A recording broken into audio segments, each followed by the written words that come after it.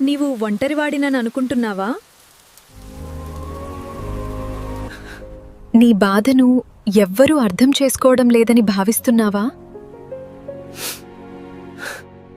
కానీ యేసు నీ ప్రతి కన్నీటిని చూస్తున్నాడు. భయపడకు కుమారుడా, నేను నీతోనే ఉన్నాను.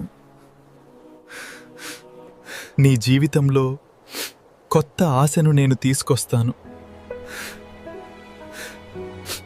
నేను నిన్ను ఎన్నడూను విడువను, ఎడబాయను.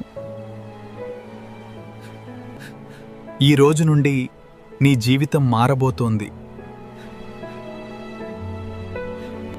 ఎందుకంటే నేను నీతో నడుస్తున్నాను.